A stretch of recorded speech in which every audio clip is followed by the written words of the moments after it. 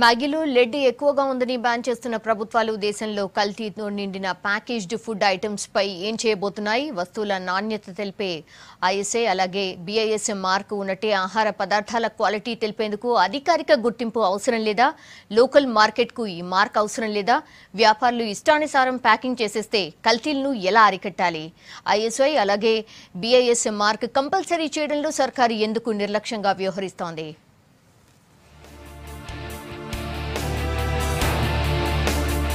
దేశంలో ఆహార భద్రతా చట్టం కాగితాలకే పరిమితమైంది. ఉదయం లేచిన దగ్గర నుంచి రాత్రి పడుకునే వరకు మనం వాడే ప్రతి వస్తువు కల్తీమయమే. అవి నాణ్యమైనవో కావో నిర్ధారించే అవకాశం లేకపోవడం వినియోగదారులకు ప్రాణ సంకటంగా మారుతోంది. పాల ఉత్పత్తులు, చిన్నపిల్లలు ఉపయోగించే కొన్ని వస్తువులు, ఫుడ్ ఐటమ్స్ కు మాత్రమే బిఐఎస్ నాణ్యత గుర్తింపు ఉంటుంది. మిగతా ఐటమ్స్ నాణ్యత గుర్తించేందుకు ఎలాంటి మార్క్ ఉండదు. ఇలాంటి హానికర పదార్థాల వల్లే ప్రజలు అనారోగ్యం బారిన పడి ప్రాణాలు కోల్పోతున్నారు.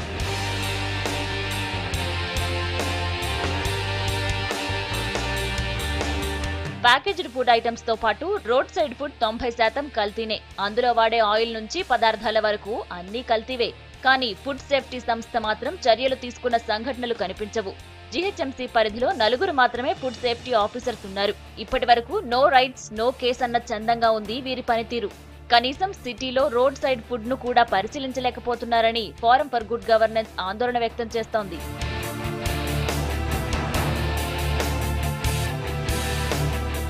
దేశంలో నాణ్యమైన ఫుడ్ ఐటమ్స్ 100లో 5%, మిగతా 95% కల్తీవే. ఇలా ఏది పడితే అది మార్కెట్లోకి విడుదల చేసుకునే అవకాశం ప్రభుత్వమే వ్యాపారులకు అందిస్తోంది. చట్టంలో ఉన్న లొసుగులు వ్యాపారులకు కలిసొస్తుంటే వినియోగదారులకు మాత్రం శాపంగా మారుతోంది.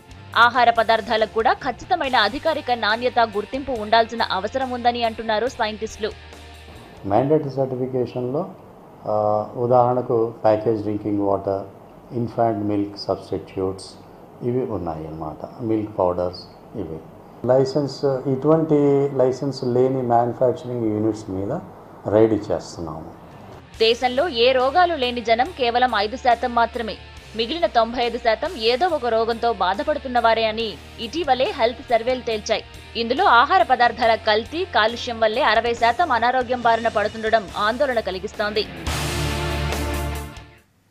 ఇదే మన డిస్కషన్ పాయింట్. ప్రస్తుతం మన స్టూడియోలో జాయిన్ అవుతున్నారు రామకృష్ణారావు, రిటైర్డ్ బిఐఎస్ హెడ్, అలాగే Padmanabh Reddy, forum for good governance. Welcome to studios అండి. సార్, దేశంలో ఆహార భద్రత చట్టం అసలు కాగితాలకే పరిమితం అయిపోయిందా లేదా అసలు ఉందా లేదా? ఉందమ్మా. ఎవరైనా సరే ఏదైనా ఆహార పదార్థం తయారు చేసి మార్కెట్లోకి విడుదల చేయాలంటే ఫుడ్ సేఫ్టీ స్టాండర్డ్స్ అథారిటీ అని ఒక సంస్థ ఉంది. ఆ సంస్థ ద్వారా లైసెన్స్ పొందాలి ముందు వాళ్ళు. అటువంటి అనుమతి పొందిన తర్వాత, ఆ లైసెన్స్ పొందిన తర్వాత ఆ ప్రోడక్ట్ని వాళ్ళు మార్కెట్లోకి రిలీజ్ చేయగలగాలి. ఇది ఒక సంస్థ ద్వారా తీసుకునే ఒక లైసెన్స్ అన్నమాట, లైసెన్సింగ్ విధానం. ఇది చాలామంది సంస్థలు తీసుకుంటున్నాయి. ఇప్పుడు మనం రోజు చూస్తున్నాం, ఫుడ్ బ్యూరేస్ కూల్ డ్రింక్స్ కానీ లేదంటే ఏ ఆహార పదార్థం అయినా కూడా మార్కెట్లో వచ్చింది దాని మీద FSSAI లైసెన్స్ నెంబర్ ఇంత అని దాని మీద ముద్రించబడి ఉంటుందన్నమాట. వాళ్ళందరూ లైసెన్స్ తీసుకుని చేస్తుంటారు. అయితే వాళ్ళు తయారు చేస్తున్న దాంట్లో నిఘా ఎట్లా ఉంటుంది, వాటి మీద క్వాలిటీ ఎట్లా ఉండే దాని మీద నియంత్రణ కరువు అవుతుంది అన్నమాట.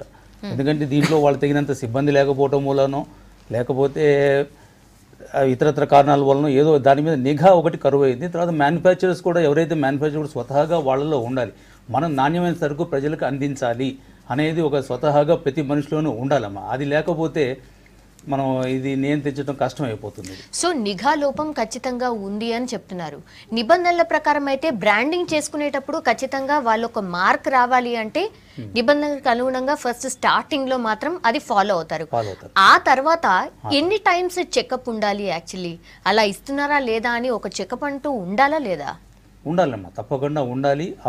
అంటే వీళ్ళు ఈ FSSAI అథారిటీస్ వాళ్ళు కూడా ప్రతి రాష్ట్రంలో కూడా, ఇది కేంద్ర ప్రభుత్వ సంస్థ అయినా కూడా ప్రతి రాష్ట్రంలో కూడా ఇటువంటి ఆర్గనైజేషన్ ఉంది. మన ఆంధ్రప్రదేశ్ రాష్ట్రంలో, మన తెలంగాణ రాష్ట్రంలో కూడా ఇది ఉంది. ఈ FSSAI అథారిటీసు వాళ్ళ ఒక ప్రతి జిల్లాలో కూడా వాళ్ళ అధికారులు ఉంటారు.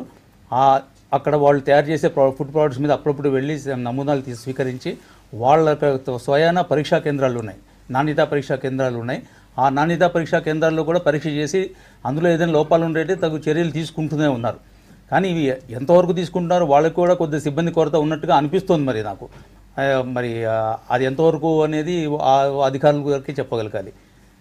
Sir, Padmanabha Reddy garu, you're running a forum for good governance అని ఒక ఎన్జిఓ స్థాపించి మీరు రన్ చేస్తున్నారు. చాలా కేసెస్ కూడా మీరు డీల్ చేసినట్టున్నారు.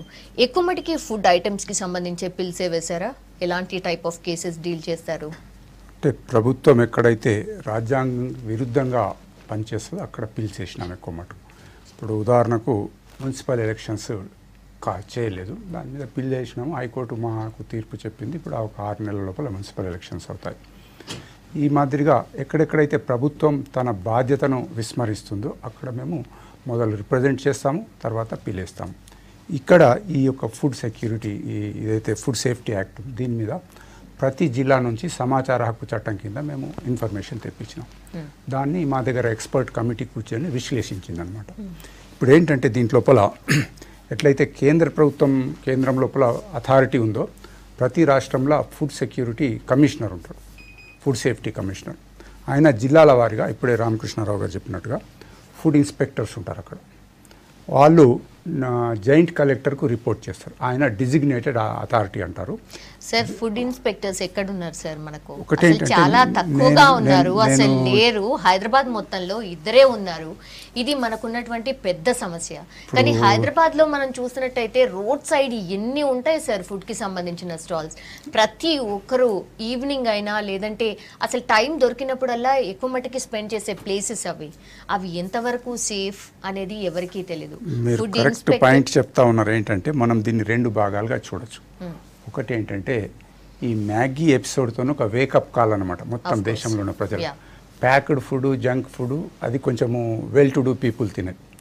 ఇక రోడ్ సైడ్ మీరు చెప్పినట్టుగా ఈ యొక్క ఈటరీస్ ఏదైతే వచ్చినాయో దాంట్లో వాళ్ళు ఏం ఆయిల్ వాడుతూ ఉన్నారు, ఎటువంటి పప్పు దినుసులు వాడుతూ ఉన్నారు, అట్లాగే చాలా మెస్సులు వస్తూ ఉన్నాయి.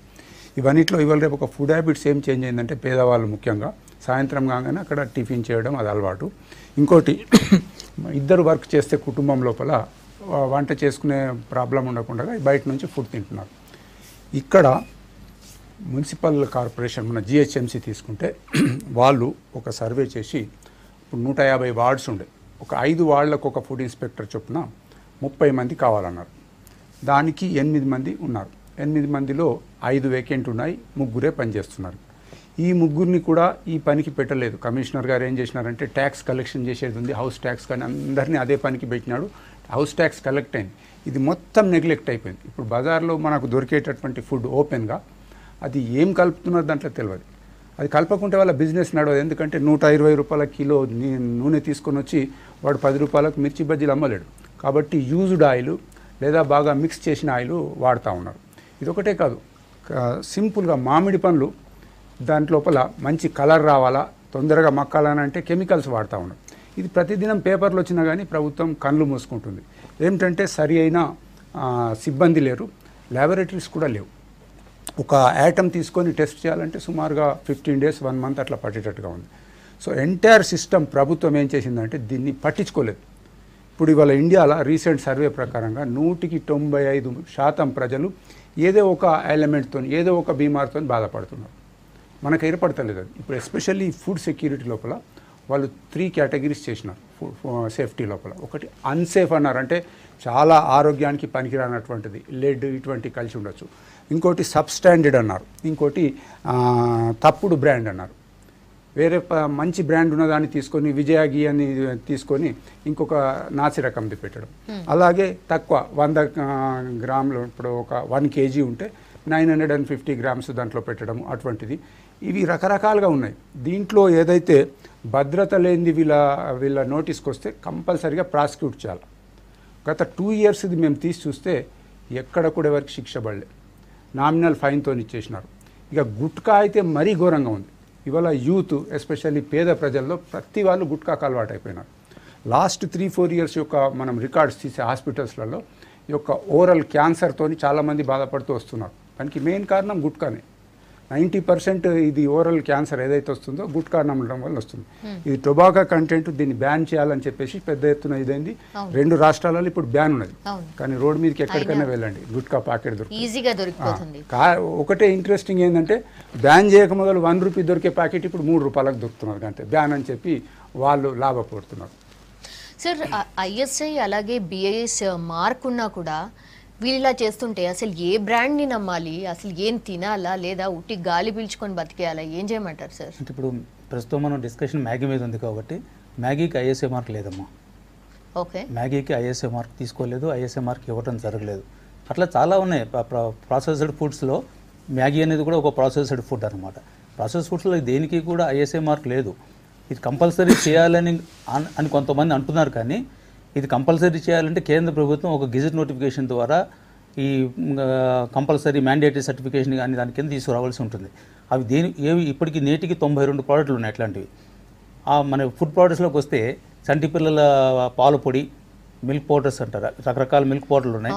తర్వాత ఈ ఫీడింగ్ బాటిల్స్, తర్వాత ప్యాకేజ్ డ్రింకింగ్ వాటర్, మనం ఏదో బాటిల్డ్ వాటర్ అంటున్నామో ఇవి మటుకు మ్యాండేటరీ సర్టిఫికేషన్ కింద తీసుకొచ్చారు. అంటే ఎవరైనా సరే ఇవి తయారు చేయాలనుకుంటే కంపల్సరీగా ఐఎస్ఐ మార్కు ఉండి దాంతోనే వాళ్ళు ఉత్పత్తి చేసి మార్కెట్లోకి రిలీజ్ చేయాలి అని చెప్పి ఒక నోటిఫికేషన్ ఇష్యూ చేశారు. ఇది కేంద్ర ప్రభుత్వం. అది ప్రతి రాష్ట్రంలో కూడా దీన్ని ఇంప్లిమెంట్ చేసేందుకు ఒక నోడల్ ఏజెన్సీని అపాయింట్ చేశారు. మన తెలంగాణ రాష్ట్రంలో దీన్ని ఇంప్లిమెంట్ చేయడానికి ఇన్స్టిట్యూట్ ఆఫ్ ప్రివెంటివ్ మెడిసిన్, అంటే ఇప్పుడు ఫుడ్ సేఫ్టీ అథారిటీ కిందకు వచ్చేస్తున్నది, వాళ్ళకి అప్పచెప్పారు. ఇది వాళ్ళ ద్వారా రాష్ట్రంలో ఎక్కడైనా సరే, మారుమూల గ్రామంలో అయినా సరే, జిల్లా కేంద్రంలో అయినా సరే, ఎక్కడైనా సరే, ఎవరైనా సరే ఈ ప్యాకేజ్ డ్రింకింగ్ వాటర్ తయారు చేయాలి అనుకుంటే తయారు చేసే వాళ్ళని ఐఎస్ఐ మార్క్ తీసుకునే విధంగా వాళ్ళు దాని మీద నిఘా పెట్టి వాళ్ళు ఐఎస్ఐ మార్క్ తీసినట్టుగా చేయాల్సిన బాధ్యత వాళ్ళ మీద ఉంది. ఈ quality control order gazette notification ఏదైతే గవర్నమెంట్ ఆఫ్ ఇండియా ఇష్యూ చేసిందో అది వారికి అప్పచెప్పారు. కాబట్టి బిఐఎస్ ఏం చేస్తుందంటే వాళ్ళు ఎవరైతే బిఐఎస్ కోసం లైసెన్స్ కోసం అప్లై చేస్తారో వాళ్ళ దగ్గర ఆ నాణ్యతాపరమైన విధంగా వాళ్ళు ఆ ప్రోడక్ట్ని తయారు చేయగలిగిన కేపబిలిటీ ఉందా లేదా అనేది వెరిఫై చేసుకుంటారు. తర్వాత ఆ నాణ్యతను పరీక్షించడానికి వాళ్ళ దగ్గర నైపుణ్యం కలిగిన కెమిస్టులు కానీ మైక్రోబయాలజిస్టులు కానీ ఉన్నారా లేదా అనేది నిర్ధారించుకున్న తర్వాత ఒక శాంపుల్ నమూనాను తీసి బిఐఎస్ వాళ్ళ యొక్క పరీక్షా కేంద్రాల్లో దాన్ని పరీక్షించి అది కనుక పాస్ అయినట్లయితే అప్పుడు వాళ్ళకి లైసెన్స్ ఇవ్వడం జరుగుతుంది. ఈ లైసెన్స్ కేవలం 1 సంవత్సరం కోసం ఇవ్వడం జరుగుతుంది. Only for 1 year? 1 year license ఇచ్చేది 1 year కోసం ఇస్తారు. Start with okay. ఈ సంవత్సరం లైసెన్స్ విధానంలో వాళ్ళు దాని మీద నిఘాలాగా పెట్టి సర్వేలెన్స్ ఇన్స్పెక్షన్స్ అంటారు. అంటే సంవత్సరానికి 2 సార్లు ఫ్యాక్టరీలకు చెప్పకుండా వెళ్ళి వీళ్ళు నాణ్యత పాటిస్తున్నారా లేదా, అంటే లైసెన్స్ తీసుకునేటప్పుడు ఏ విధమైన చూపించారో అవన్నీ ఉన్నాయా లేదా అనేది ఆకస్మిక తనిఖీలు చేస్తుంటారు. శాంపుల్స్ వెళ్ళినప్పుడల్లా నమూనాలు స్వీకరించి వాళ్ళ బిఐఎస్ యొక్క పరీక్షా కేంద్రాల్లో వాటిని పరీక్షిస్తారు. అట్లానే మార్కెట్లో కూడా వాళ్ళు ఎక్కడైతే అమ్ముతున్నారో వాటి యొక్క నమూనాలు స్వీకరించి అవి కూడా చెక్ చేసి అట్లా సంవత్సరంలో 4 శాంపుల్స్ గ్యారంటీగా పరీక్ష చేసి అవి కనుక సంతృప్తికరంగా రిజల్ట్స్ ఇస్తే అప్పుడు ఆ లైసెన్స్ని మళ్ళీ ఇంకో సంవత్సరానికి రెన్యూవల్ చేయడం జరుగుతుంది. ఇది ఆన్ గోయింగ్ ప్రాసెస్ అనమాట. ఇట్లా ప్రతి సంవత్సరం కూడా ప్రతి సంస్థ ఎవరైతే బిఐఎస్ లైసెన్స్ తీసుకున్నారో వాళ్ళు దాన్ని రెన్యూవల్ చేసుకోవాల్సిన పరిస్థితి ఉంటుంది. అంతేగాని ఒకసారి లైసెన్స్ తీసుకుంటే జెన్యూన్గా జరుగుతుందమ్మా. నేను రిటైర్డ్ అధికారిగా చెప్తున్నాను, ఇది జెన్యూన్గా జరుగు తీరుతుంది. అయితే ఇందులో వాళ్ళు ఇబ్బందికరమైన పరిస్థితులు ఉండి రెన్యూవల్ చేయించుకోకుండా ఉన్న ప్యాకేజ్ డ్రింకింగ్ వాటర్ సంస్థలు చాలా అనేక ఉన్నాయి. నాకు తెలిసి ఈ రోజుకి మన తెలంగాణ రాష్ట్రంలో 125 కన్నా లైసెన్స్ ఉన్న ప్యాకేజ్ డ్రింకింగ్ వాటర్ సంస్థలు లేవు. అన్నీ కూడా ఇదివరకు లైసెన్స్ ఉన్నవి కూడా ఇప్పుడు రద్దు చేసుకొని నాన్ ఐఎస్ఐ కింద మ్యానుఫ్యాక్చరింగ్ చేస్తున్నారు. ఐఎస్ఐ మార్క్ వేయకుండా మార్కెట్లోకి రిలీజ్ చేస్తున్నారు.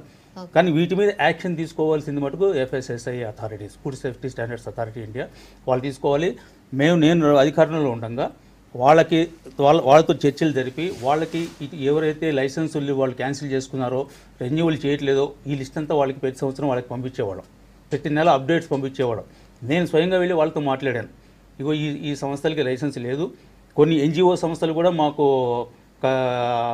కంప్లైంట్లు ఇచ్చాయి, వీళ్ళు మా జిల్లాలో వీళ్ళు ఐఎస్ఐ మార్క్ లేకుండా వీళ్ళు అమ్ముతున్నారు, వీటి మీద తగిన చర్యలు తీసుకోండి అని. కానీ బిఐఎస్కి అటువంటి చర్యలు తీసుకునే అధికారం ఇవ్వలేదు. సో లైసెన్స్ తీసుకుని వాళ్ళలో ఎవరైనా తప్పు చేసే అధికారం మాత్రం బిఐఎస్కి ఉంది. లేదా లైసెన్స్ లేకుండా బిఐఎస్ మార్క్ వేసి దాన్ని మిస్యూజ్ ఆఫ్ ఐఎస్ఐ మార్క్ అంటారు, స్టాండర్డ్ మార్క్ అంటారు. అటువంటి సంస్థల మీద తీసుకునే కేసు పెట్టేందుకు బిఐఎస్ యాక్ట్ ప్రకారం చట్టంలో పొందుపరచబడి ఉంది. కానీ లైసెన్స్ లేకుండా ఎటువంటి మార్కు లేకుండా ఇట్లా మ్యాండేటరీ సర్టిఫికేషన్ ఉన్న ప్రోడక్ట్ని కనుక మార్కెట్లోకి రిలీజ్ చేస్తే దాని మీద తీసుకునే అధికారం బిఐఎస్కి లేదు. సో ఇది మేము FSSAI వాళ్ళ దృష్టికి తీసుకెళ్ళి వాళ్ళని తగిన చర్యలు తీసుకోవాల్సిందిగా వాళ్ళని మేము కోరుతాం జరుగుతుంది అన్నమాట. సార్ మీరు చాలా వాటి గురించి ఫైట్ చేశారు కాబట్టి ఫుడ్కి సంబంధించి కూడా ఏదైనా సందర్భం ఉందా, ఫైట్ చేసిన సందర్భం ఏదైనా ఉందా? ఇన్ని దినాలు చాలాసార్లు రిప్రజెంటేషన్స్ చేస్తూ ఉన్నాము ఫుడ్ ఇన్స్పెక్టర్కి ఉండాలని. ఇప్పుడే వారు చెప్పినట్టుగా 2 అథారిటీస్ని, ఒకటేమో వాళ్ళు లైసెన్స్ ఇస్తారు, ఈ కండిషన్స్ లోపల మీరు ఇలా చేయండి అని లైసెన్స్ ఇస్తారు, అప్పటికి వారి పని అయిపోతుంది. ఆ ప్రోడక్ట్ మార్కెట్కి వచ్చినాక సరి అయిన పద్ధతిలో వీళ్ళు లైసెన్స్ ఇచ్చిన పద్ధతిలో అది జరుగుతుందా లేదా అని చూడడానికి ఇంకొకటి ఉంది, food safety and standards authority. వాళ్ళ దగ్గర మిస్టేక్ జరుగుతూ ఉన్నాయి. సో దీని మీద చాలా రిప్రజెంటేషన్స్ ఇవ్వడం జరిగింది. తర్వాత మెయిన్ ఏంటంటే సిబ్బంది కొరత ఉన్నది, అది ఒప్పుకోవాలి. సిబ్బంది కొరతని ఇంక్రీజ్ చేయాలా. రెండోది ఏంటంటే దీంట్లో పీపుల్స్ని ఇన్వాల్వ్ చేయాలి. ఫర్ ఎగ్జాంపుల్ నేను ఇట్లా తోవకొంటి పోతుంటే అక్కడ కల్తీ ఫుడ్ అమ్ముతూ ఉంటే నేను ఎవరికి చెప్పాలి? ఎగ్జాక్ట్లీ ఆ సిస్టమ్ ఒకటి ఉండాలి. ఆ పలాని ఫోన్ నెంబర్ చేయండి అని అక్కడ ఫ్లయింగ్ స్క్వాడ్స్ తిరిగి ఉండి వాళ్ళు ఇమీడియట్గా వచ్చి అది సీజ్ చేయాలి. ఆ విధంగా ఉండాలి. ఇప్పుడు లాట్ ఆఫ్ మనం సిటీ అవుట్స్కర్ట్స్లోకి పోతే దాబాలల్లో విపరీతమైన కుళ్ళిపోయిన మాంసం అమ్ముతా ఉన్నారు. సార్ దాబాలలో ఏంటి సార్, 5 స్టార్ హోటల్స్ అలాగే 2 స్టార్ 3 స్టార్ ఏ హోటల్ అయినా సరే ఇదే నడుస్తుంది. వాళ్ళకేదో బ్రాండింగ్ ఉంది, మాది నడిచిపోతుంది అని వాళ్ళు అనుకుంటున్నారు, కానీ ఎక్కడ కూడా ఫుడ్కి సంబంధించి వాళ్ళంతా కీన్గా ఉన్నట్టయితే ఎక్కడ అనిపించట్లేదు. ఎనీ ఆర్టికల్ కాస్ట్లీ ఉంటే దాన్ని కల్తీ అవుతుంది తప్పకుండా. ఇప్పుడు నెయ్యి ఉంది, 600-700 రూపాయలు 800 కిలో ఉన్నప్పుడు కల్తీ చేస్తున్నారు. ఈ మధ్యలో మన టీవీలలో చాలా వచ్చింది. ఓల్డ్ సిటీ లోపల 45% డాల్డా, 45% పామోలిన్, 10% నెయ్యి కలిపి విచ్చలవిడిగా అమ్ముతా ఉన్నారు. అన్ని వాళ్ళ దగ్గర బ్రాండెడ్ ప్యాకెట్స్ ఉంటాయి. ఏ ప్యాకెట్లో కావాలంటే దాంట్లో పోసి సీల్ చేయడం అనమాట. దీన్ని అధికారులు కళ్ళు మూసుకొని ఉన్నారు అనమాట. దీంతో ప్రతి వారము ఈ యొక్క ఏదైతే రోడ్ల మీద అమ్మే వస్తువులు ఉన్నాయో అవన్నీ టెస్ట్ చేయాలి. నా ఉద్దేశం రోడ్ల మీద అమ్మద్దని కాదు, పేదవాళ్ళు వాళ్ళు తప్పకుండా జీవనోపాధి కాబట్టి వాళ్ళు అక్కడ అమ్ముకొని, కానీ ఒక మినిమం ఏముండాలంటే హైజీనిక్ కండిషన్స్ ఉండాలి చుట్టుపక్కల. అది కూడా అమ్మే వస్తువులు కొద్దిగా గ్లాస్ దాంట్లో పెడితే డస్ట్ అదంతా పడకుండా ఉంటుంది. వాళ్ళు ఇచ్చే మంచినీళ్ళు కూడా శుభ్రమైనవి ఉండాలి, వాడే పదార్థాలు కూడా శుభ్రమైన. ఇవన్నీ ఇంప్లిమెంట్ చేయాలంటే ప్రభుత్వంలో వీళ్ళు కావాలి, నిఘా కావాలా, వీళ్ళు. ఎస్, ఇది ప్రజా ఆరోగ్యానికి సంబంధించింది. రాజ్యాంగం చెప్తున్నది ప్రజలు శుభ్రమైన గాలి, శుభ్రమైన నీరు, శుభ్రమైన ఆహారానికి రాజ్యాంగంలో ప్రొవిజన్ ఉంది, కానీ ఎవరు పట్టించుకుంటలేదు. స్వచ్ఛ భారత్, స్వచ్ఛ హైదరాబాద్ అని అంటే కూడా కొంతవరకు ఇది కూడా వస్తుంది కదా సార్. హైదరాబాద్లో మనం తాగే నీళ్ళల్లో 30% కల్మషమై ఉన్నదని రకరకాల రీసెర్చ్ రిపోర్ట్స్ ఇచ్చినాయి. ఇది ఎందుకు అని అంటే నైజాం పీరియడ్లో వేసిన మంచినీళ్ళ పైపులన్నీ రస్ట్ పట్టిపోయినాయి. ఆ పైపును డ్రైనేజ్ పైపు 2 కలిసి మనకు వచ్చే నీళ్ళలో 1/3 డ్రైనేజ్ నీళ్ళే వస్తున్నాయని అందరికీ తెలుసు. సర్వే రిపోర్ట్స్ అని ప్రభుత్వం ఏం చేయడం. అంటే మా పరిస్థితి ఏంటి అంటే నిజాం కాలం నాటివే ఇంకా కొనసాగుతున్నాయి. ఇన్ని ప్రభుత్వాలు మారినా కూడా దాన్ని ఎవరు పట్టించుకోలేదు, సెట్ చేయలేదు. కొన్ని ఇయర్స్ పాటు అవే నడుస్తున్నాయి కాబట్టి డెఫినెట్లీ కలుషితం అయితే అవుతూనే ఉంటాయి. సార్, బ్రాండింగ్ విషయం తీసుకున్నట్టయితే బ్రాండింగ్ లేకుండా చాలా ప్రోడక్ట్స్ మార్కెట్లోకి వచ్చేస్తున్నాయి. అసలు నిజంగా ఎలాంటి యాక్షన్ తీసుకోవాలంటారు? అంటే బ్రాండ్కి లైసెన్స్ ఇవ్వటం అనేది మన భారతదేశంలో లేదమ్మా. ప్రోడక్ట్కి లైసెన్స్ ఇస్తాం. ఇప్పుడు ప్యాకేజ్ డ్రింకింగ్ బాటిల్ వాటర్ ఉదాహరణకి అది ఏ బ్రాండ్ అయినా అవ్వచ్చు, కిన్లే బ్రాండ్ అవ్వచ్చు, లేదా బిస్లరీ బ్రాండ్ అవ్వచ్చు, లేదా ఆక్వాఫిన్ అవ్వచ్చు. బ్రాండ్ మీద లైసెన్స్ ఇవ్వటం అనేది జరగదు. వాళ్ళు తయారు చేసే పద్ధతి ప్రకారం ఆ ప్రోడక్ట్కి ఆ స్టాండర్డ్ ప్రకారం ఆ రిక్వైర్మెంట్లు మీట్ అవుతున్నాయా లేదా అనేది మనకు చూసి లైసెన్స్ ఇవ్వడం జరుగుతుంది. అది కిన్లే బ్రాండ్ అవ్వచ్చు, బిస్లరీ బ్రాండ్ అవ్వచ్చు, లేదా బాగా ఎస్టాబ్లిష్ కానీ చిన్న ఫ్యాక్టరీ అయినా అవ్వచ్చు. అందులో తయారు చేసే బాటిల్ వాటరు ఒక ఇండియన్ స్టాండర్డ్ ఉంది. ప్యాకేజ్ డ్రింకింగ్ వాటర్కి IS 14543 అని ఒక స్టాండర్డ్ ఉంది. ఆ స్టాండర్డ్లో ఉన్న రిక్వైర్మెంట్ ప్రకారం ఆ వాటర్ మీట్ అవుతుందా లేదా అనేది మా పరీక్షలో నిర్ధారణ అయితే వాళ్ళకి లైసెన్స్ ఇవ్వడం జరుగుతుంది. బ్రాండ్కి లైసెన్స్ ఇవ్వడం జరగదు. ఇన్సిడెంట్లు కాకపోతే ఏంటంటే వాళ్ళు ఏ బ్రాండ్ వాడుతున్నారు అనేది మనకి ఇన్ఫర్మేషన్ కోసం నోట్ చేసుకోవడం జరుగుతుంది. తర్వాత ఈ బ్రాండ్ రిజిస్ట్రేషన్ అనేది వాళ్ళు ఓన్ బ్రాండా, ఇంకొకళ్ళ బ్రాండ్ మీద వాళ్ళు మార్కెట్ చేస్తున్నారా ఇవనేది అది ట్రేడ్ ప్రాక్టీసెస్ వేరే ఉన్నాయి. కానీ మేము మటుకు లైసెన్స్ ఇచ్చేది బ్రాండ్కి మటుకు ఇవ్వం.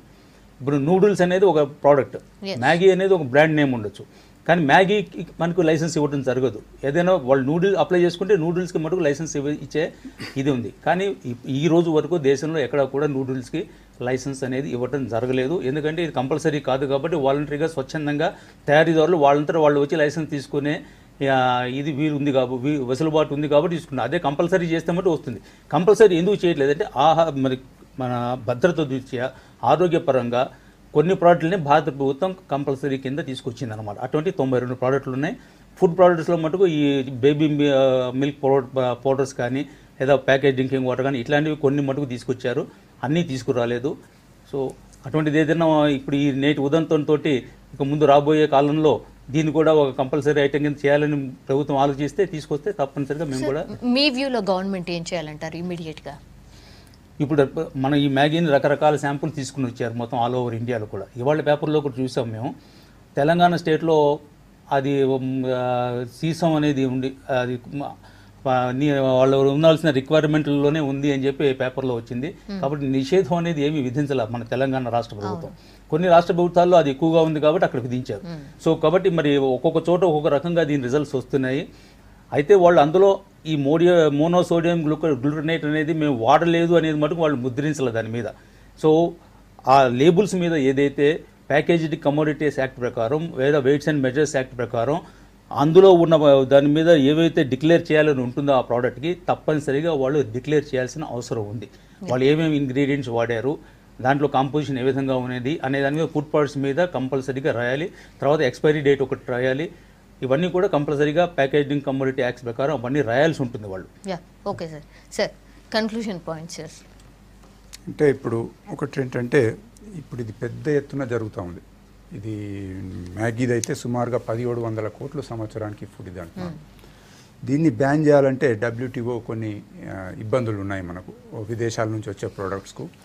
దీని మీద ప్రభుత్వం ఇమ్మీడియట్గా ఒక వార్ ఫుటింగ్లో ఏదైతే ఈ యొక్క ప్యాక్డ్ ఐటమ్స్ ఉన్నాయో అట్లాగే ఈ జంక్ ఫుడ్ మీద చెక్ రెగ్యులర్గా ఉండాల్సిందే. అలాగే ఒక సిస్టమ్ ఉండాలి ప్రతి డిస్టిక్లో కానీ ఈ స్టేట్లో కానీ, ఇగో మీకు ఎక్కడైనా కానీ ఇటువంటి కల్తీ జరిగినట్టయితే ఇచ్చేస్తామని చెప్పి. ఇప్పుడు సాధారణంగా కల్తీ జరిగినప్పుడు పోలీసు వాళ్ళు వెళ్తున్నారు, ఏదో బుక్ చేస్తున్నారు ఐపీసీ కింద కాదు, ఈ చట్టం కింద అప్ టు లైఫ్ ఇంప్రిజన్మెంట్ ఉన్నది సీరియస్ కేసెస్ అయితే. మామూలుగా అయితే 6 నెలలు 2 సంవత్సరాలు ఆ మాదిరిగా ఉంది. సో ఆ చట్టాన్ని ప్రజల ముందుకు తేవాలా, ప్రభుత్వం చట్టాన్ని వాడాలా, కొందరికి ఎగ్జాంపులరీగా పనిష్మెంట్ ఇవ్వాలా, వర్తకుల్లో భయం కలగాల. మేము ఏదైతే ఈ యొక్క తినుబండారాలను కల్తీ చేసినట్టయితే చాలా సీరియస్ క్రైమ్ అన్నది వస్తే బాగుంటుంది. థ్యాంక్ యూ సో మచ్ అండి పద్మనాభ రెడ్డి గారు, అలాగే రామకృష్ణ గారు, thank you so much. So కల్తీలను ఎలా అరికట్టాలి, ISI BSI మార్క్ కంపల్సరీ చేయడంలో సర్కారు ఎందుకు నిర్లక్ష్యంగా వ్యవహరిస్తోంది, ఇప్పటికైనా సర్కార్ దీనిపై దృష్టి సారిస్తే బాగుంటుంది అని అందరం ఆశిద్దాం. That's what special discussion. Stay tuned.